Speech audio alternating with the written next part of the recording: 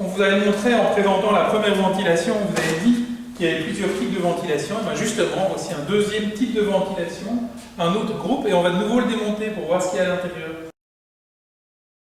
On retrouve globalement le même principe, une grosse boîte fermée et étanche avec 4 tuyaux qui en sortent. Pulsion, extraction, entrée, sortie. Donc on a bien les 4 tuyaux. Qu'est-ce qu'il y a à l'intérieur de la machine? Mais pour ça, il faut l'ouvrir. 2 vis à dévisser, on les a déjà dévissés. On l'ouvre, ici il y a une charnière.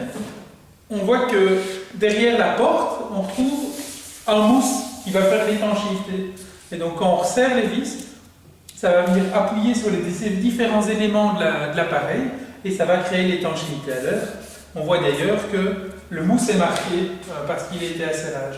On retrouve exactement les mêmes principes. On va retrouver le filtre, un premier, et puis un deuxième filtre qui est logé ici. Et on retrouve aussi un échangeur de chaleur qui a une forme assez différente de l'autre échangeur parce que c'est un autre principe. Ici, c'est ce qu'on appelle un échangeur à roue. Et on va le retirer. Et je vais vous montrer. Il se présente comme ça. On verra plus en détail, juste après, comment ça fonctionne. Je vais aller poser. Et puis on va continuer à explorer la machine. Et pour ça, on va rentrer vraiment au cœur de la machine. On va retrouver exactement les mêmes éléments. On retrouve un petit trou qui est là-bas dans le fond. Je pense qu'on le voit. C'est de nouveau l'évacuation des condensats.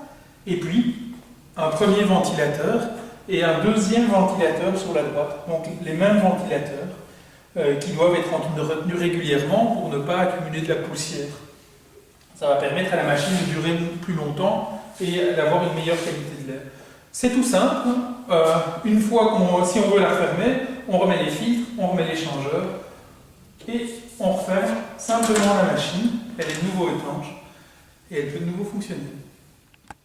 Dans cette machine, on retrouve les mêmes éléments qu'à la machine précédente. On retrouve un petit trou là-bas dans le fond. Donc, qu'on voit bien, c'est de nouveau l'évacuation des condensats.